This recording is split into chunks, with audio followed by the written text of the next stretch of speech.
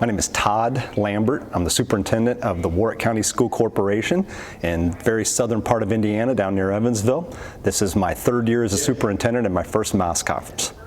Yeah, it's easy as a superintendent to chase a lot of different things. There's so many things coming at us. There's a lot of issues that are out there, and if the superintendent doesn't model that learning is the priority in the system, it's pretty easy for that not to happen.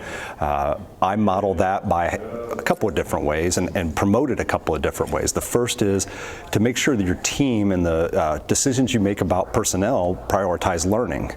So you make sure that you cover that with your system. I don't know if you're looking for specific examples, but for this past, just for example, this just past year, when I came into our district as my second year, we had no real structure to promote learning from the central location. We had curriculum director type work, but it was really more focused on materials and different things like that.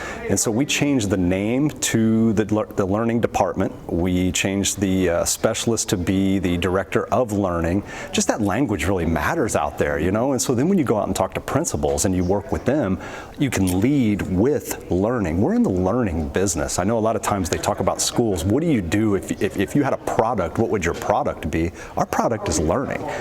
So I do it that way by making sure that we reflect that in our personnel. We show that in the job titles and work there.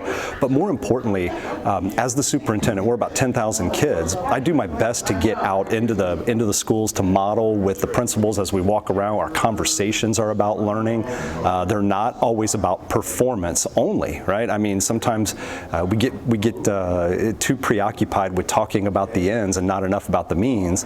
And so I try to have those conversations about how students are learning, how teachers are learning, and that eventually gets to how do you evaluate your teachers? What do you prioritize in those conversations? So I like to model that in the evaluations I have for them, talk to them about how they talk with teachers, and we try to make it go that way and set that. And I think after a year for us, we're starting to see that take hold in our school district.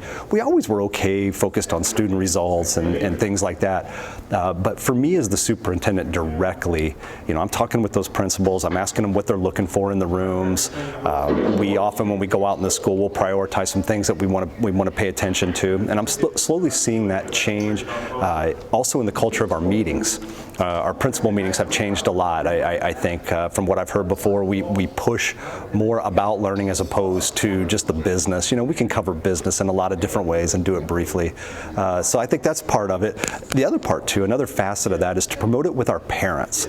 You know, quite often our parents care most about school safety. They want their students to do well, but they don't always understand about those priorities. And what I've found when I go to do the Chamber of Commerce speeches or I'm out and do things communication-wise from my desk, I'll make sure that I talk about how students learn, why it's important, and what we're doing to promote that. Yeah, I think you got to make them dance together. You know, when you talk about learning, you know, you use those data examples to say this is where we are at this moment in time, but this is where we're going based on how our learning priorities are going in the system. I think they do go hand in hand, and I do think our parents, they expect us to perform well, so we can't escape the data piece. I don't think any profession can really escape that, but if you do a nice job of couching it with the pursuit of learning, the pursuit of higher ideals, trying to get well-rounded citizens and well-rounded students as they pursue their dreams and passions, you can minimize that. I do think you can get over the top with data and create an unhealthy culture. You asked the question about learning. I talk to our principals all the time. Don't just tell people you need scores to go up. If you want the scores to go up, talk about learning.